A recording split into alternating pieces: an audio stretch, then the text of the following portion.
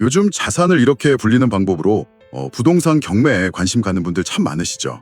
그런데 막상 시작하려고 하면 뭐 어디서부터 봐야 할지, 괜히 잘못 건드렸다가 큰 돈을 잃는 건 아닐지 좀 막막하고 두려운 마음이 먼저 드는 게 사실이에요. 그래서 저희가 오늘 바로 당신을 위해 여러 인기 유튜브 채널의 부동산 경매 초보자 가이드 영상들을 정말 싹 다 분석해봤습니다. 네, 오늘 저희 목표는 그냥 정보를 나열하는 게 아니고요. 그 경매에 대한 막연한 두려움 있잖아요. 이걸 자신감으로 바꿔줄 아주 실전적인 로드맵을 함께 그려보는 거죠. 수많은 사람들이 왜 공부만 하다가 포기하는지, 그리고 정말 소수의 성공하는 사람들은 뭐가 다른지 그 본질적인 차이부터 한번 파고 들어볼 겁니다. 맞아요.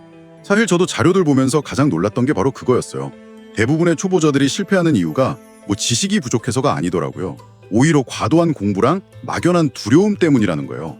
몇 년 동안 수천만 원씩 써가면서 온갖 강연은 다 듣는데 정작 입찰은 한 번도 못 해보는 거죠. 그렇죠. 한 자료에서는 심지어 이런 고백까지 해요. 첫 낙찰을 받고 보니 그동안 내가 배웠던 온갖 어려운 지식의 5%도 필요 없었다. 이게 정말 중요한 지점이에요. 사람들이 분석 마비, 그러니까 분석만 하다가 행동하지 못하는 덫에 빠지는 거거든요. 더 안전한 길을 찾겠다고 계속 공부만 하는 게 역설적으로는 아무것도 시작하지 못하게 만드는 가장 큰 위험이 되는 겁니다. 그러니까 자료들이 말하는 핵심은 경매의 첫 단추는 뭐 법률책을 펴는 게 아니네요. 마음가짐을 바로잡는 거. 공부하러 왔다가 아니라 나는 이걸로 돈을 벌겠다. 이 목표를 명확히 하는 게 먼저라는 거죠. 바로 그겁니다. 그래서 자료들이 제시하는 2주 공부 계획도 아주 실용적이에요. 1주차 목표는 경매랑 친해지기. 어려운 이론책은 일단 던져버리고요. 대신 재미있는 유튜브 성공담을 보면서 나도 할 수 있겠는데? 하는 동기부여를 얻는 거예요. 그리고 이야기처럼 쉽게 쓰인 입문용 경매책 딱 2권만 읽으라고 권합니다. 그리고 2주차에는 좋은 강의를 선택하라고 하더라고요. 혼자서 막 부딪히는 것보다 이미 검증된 길을 따라가는 게 비싼 실수를 막고 시간을 아껴주는 가장 빠른 길이다. 뭐 이런 거죠. 근데 사실 모든 강의가 다 좋다고 광고하잖아요. 자료들에서 말하는 진짜 좋은 초보 강의를 골라내는 기준 같은 게 있었나요? 물론이죠. 아주 명확한 기준 4가지를 제시해요. 첫째, 아파트나 빌라처럼 권리관계가 단순하고 시세 파악이 쉬운 물건에 집중하는가. 처음부터 토지나 상가 같은 어려운 걸 가르치는 곳은 피해야 합니다. 둘째, 경매의 전체 사이클. 그러니까 세금, 권리 분석, 물건 검색, 임장, 입찰가 산정, 대출, 명도까지. 이 7가지 핵심 요소를 빠짐없이 다루는가. 이론만이 아니라 실제 과정을 보여주는 것도 정말 중요하겠네요. 강의 들을 땐 다 알 것 같은데 막상 혼자 법원 가려고 하면 막막하잖아요. 정확해요. 그게 바로 3번째 기준입니다. 이론 강의가 아니라 강사가 직접 물건을 검색하고 현장에 가서 조사하고 입찰표를 쓰는 그 전 과정을 단계별로 보여주는가. 마지막 넷째는 강사에게 직접 질문하고 피드백을 받을 수 있는가. 특히 첫 입찰 전에는 내가 분석한 게 맞는지 너무 불안하거든요. 이때 전문가가 한 번만 검토해주는 것만으로도 포기하지 않고 나아갈 용기를 얻을 수 있죠. 자, 그럼 마음의 준비도 됐고 좋은 길잡이도 구했다고 치고요. 이제 우리가 직접 경매 사이트에 들어갔어요. 빨간색으로 막 위험 표시가 된 물건들도 있던데요. 이런 건 일단 피해야겠죠. 네, 그런 건 권리관계가 복잡하다는 신호니까 초보자는 쳐다볼 필요도 없습니다. 다행히 그런 물건은 전체의 5%도 안 되니까 안전한 95%의 물건에만 집중하면 돼요. 자, 마음에 드는 물건을 찾았다면 가장 먼저 열어봐야 할 서류라 가로 매각물건 명세서예요. 한 자료에서는 이걸 법원이 미리 정리해준 정답지라고 표현하더라고요. 정답지요? 그 서류에 대체 뭐가 쓰여 있길래요? 여러 항목이 있지만 초보자는 딱 한 군데만 집중해서 보면 됩니다. 매각으로 소멸되지 아니하는 것이라는 칸이요. 만약 이 칸이 깨끗하게 비어 있다면 그건 낙찰자가 추가로 떠안아야 할 빚이나 권리가 없습니다 라고 법원이 보증해주는 것과 같아요. 일단 초보자에게는 아주 안전한 물건인 거죠. 알겠습니다. 그럼 이제 모두가 가장 두려워하는 권리 분석으로 넘어가 보죠. 뭐 대항력이니 최선순위 설정일이니 용어부터가 너무 어려워요. 사실 그 용어들의 본질은 아주 간단해요. 권리 분석의 핵심은 딱 하나, 줄서기 순서를 확인하는 겁니다. 이 집에 돈을 받을 권리가 있는 사람들, 예를 들어 은행이나 세입자가 있잖아요. 이 사람들이 누가 먼저 줄을 섰는지 그 순서만 파악하면 되는 거예요. 줄서기 순서요. 네, 여기서 가장 중요한 개념이 바로 세입자의 대항력인데요. 이걸 세입자가 가진 세치기 당지권이라고 생각하면 쉬워요. 만약 세입자가 은행의 저당권보다 먼저 전입신고를 하고 이사를 왔다. 그러면 이 세입자는 줄의 맨 앞에 설 권리, 즉 대항력을 갖게 돼요. 은행보다 먼저 보증금을 다 받아갈 수 있는 아주 강력한 힘이죠. 아, 그러니까 제1은 등기부등본에 있는 첫 번째 은행 대출 날짜, 즉 최선순위 설정일이랑 세입자의 전입신고 날짜, 이 두 날짜만 비교해서 누가 더 빠른지 확인하면 되는 거군요. 바로 그거예요. 만약 세입자가 더 빠르다, 즉 대항력이 있다. 그럼 우리는 아주 조심해야 합니다. 잠시만요. 여기서 확실히 짚고 넘어가고 싶어요. 만약 집이 2억에 낙찰됐는데 대항력 있는 세입자의 보증금이 1억 5천이에요. 근데 세입자보다 먼저 돈 받아갈 세금이 있어서 세입자가 법원에서 1억 3천밖에 못 받았다고 쳐요. 그럼 나머지 2천만 원은 설마 제가, 낙찰자인 제가 제 주머니에서 꺼내서 물어줘야 하는 건가요? 정확하게 이해하셨어요. 낙찰금 외에 2천만 원의 빚을 그대로 떠안게 되는 겁니다. 이게 권리 분석을 잘못했을 때 벌어지는 가장 무서운 일이죠. 그래서 입찰가를 쓸 때는 이런 모든 가능성을 계산에 넣어야 해요. 감으로 쓰는 게 절대 아닙니다. 그럼 입찰가는 어떻게 계산해야 안전할까요? 자료들이 제시하는 공식은 명확해요. 예상 매도가에서 모든 비용과 내가 원하는 순수이익을 빼는 거예요. 그 결과가 바로 내가 써낼 입찰가가 되는 거죠. 여기서 핵심은 모든 비용을 얼마나 꼼꼼하게 계산하느냐 이겁니다. 모든 비용이라면 취득세, 나중에 집 고칠 수리비, 점유자 내보낼 때 줄 이사비, 그러니까 명도비, 그리고 대출 받으면 이자, 마지막에 팔 때 낼 양도세까지 이걸 전부 입찰 전에 계산해야 한다는 거군요. 맞습니다. 이걸 안 하고 그냥 최저가보다 조금 높게 써야지 하는 순간 경매는 투자가 아니라 도박이 되는 거예요. 우리는 낙찰받으러 가는 게 아니라 돈을 벌어 가는 거라는 목적을 절대 잊으면 안 됩니다. 알겠습니다. 이렇게 계산까지 다 했는데도 불구하고 우리가 모르는 사이에 투자금을 전부 날릴 수 있는 치명적인 함정들이 있다고 자료들이 경고하더라고요. 이건 정말 지뢰 같은 거라 반드시 피해야 한다고요.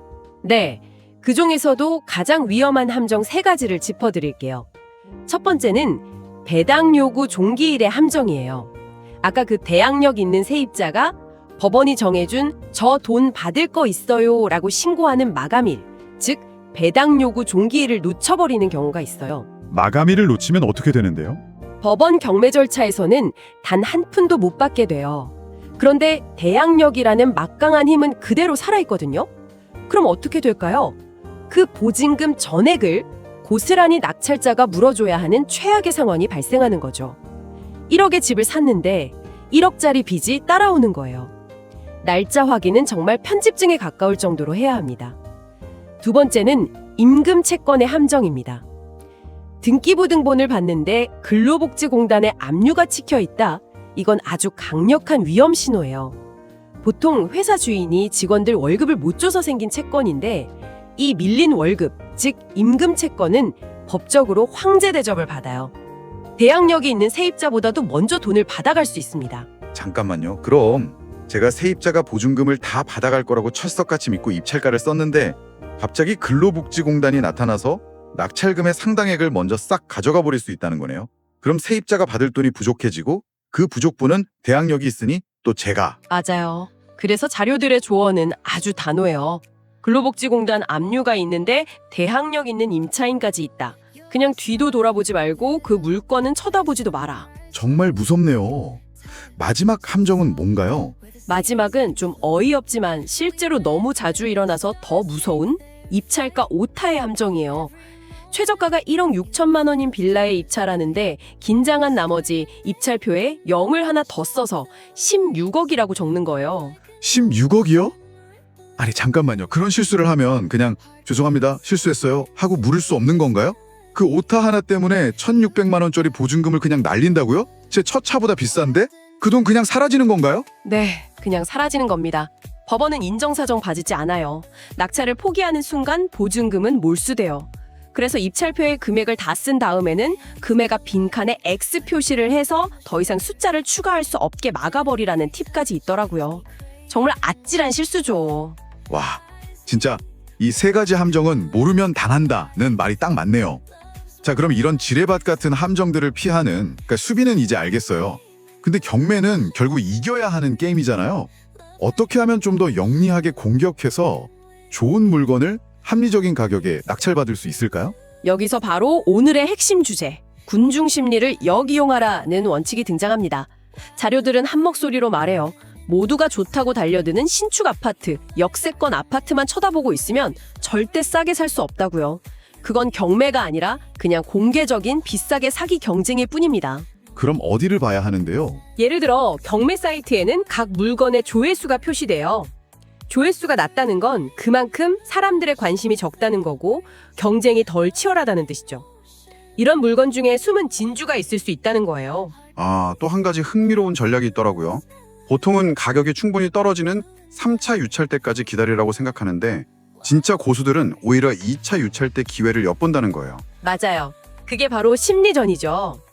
다른 모든 사람들이 에이, 한 번 더 떨어지겠지 하고 기다릴 때 나는 더 철저하게 시세 조사를 해서 2차 가격도 충분히 싸다는 확신이 들면 과감하게 들어가는 겁니다. 그러면 아무도 없는 텅 빈 운동장에서 혼자 골을 넣는 것처럼 단독으로 낙찰받을 기회가 생긴다는 거죠. 그만큼 시세 조사가 중요하다는 뜻이네요. 그냥 네이버 부동산에 나온 최근 실거래가만 믿으면 안 된다는 얘기도 있었어요. 아주 중요한 지적이에요.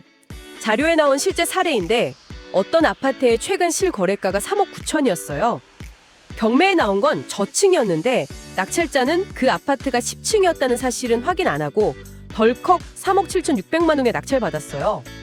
이건 거의 시세대로 산 거나 마찬가지죠. 경매의 가장 큰 목적인 싸게 사는 것을 완전히 놓친 겁니다. 좋습니다. 이제 치열한 과정을 거쳐 드디어 낙찰을 받았어요. 그런데 끝이 아니죠. 많은 분들이 걱정하는 마지막 관문, 명도가 남았습니다. 집에 살고 있는 사람을 내보내는 과정이에요. 이게 왠지 제일 힘들 것 같아요. 법이 완벽하게 낙찰자 편이에요. 그래서 조급해야 할 필요가 전혀 없습니다.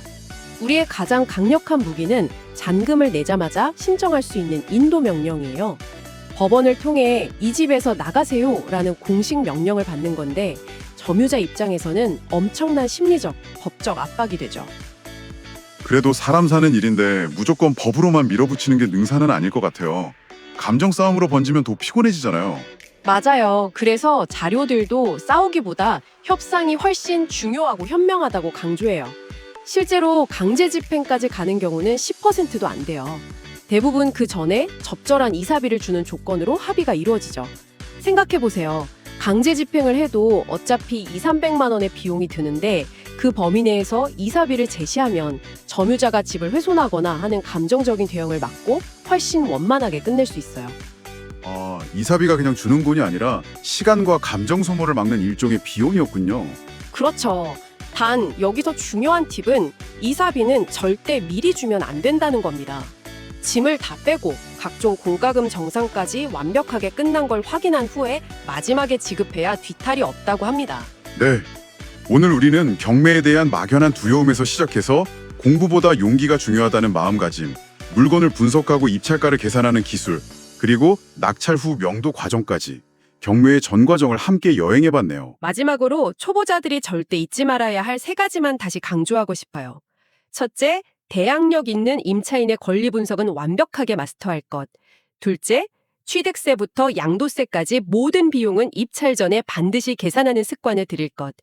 셋째, 배당 요구 종기일, 임금 채권, 입찰가 오타 같은 치명적인 함정은 편집증에 가까울 정도로 확인할 것. 이것만 지켜도 최소한 큰 돈을 잃는 일은 막을 수 있습니다. 오늘 저희가 분석한 자료들은 한결같이 같은 이야기를 하고 있었어요. 진짜 기회는 남들이 다 보는 곳이 아니라 아무도 보지 않는 곳에 숨어 있다고요. 모두가 똑같은 아파트를 두고 더 비싼 값을 부르며 경쟁할 때 조금 낡은 빌라나 한 블록 뒤에 골목에 있는 물건에 오히려 더 큰 수익의 기회가 숨어 있을지 모릅니다. 어쩌면 경매의 가장 큰 위험은 잘못된 물건을 고르는 것이 아니라 그저 남들과 똑같은 물건을 고르려는 안일함일지도 모르겠습니다.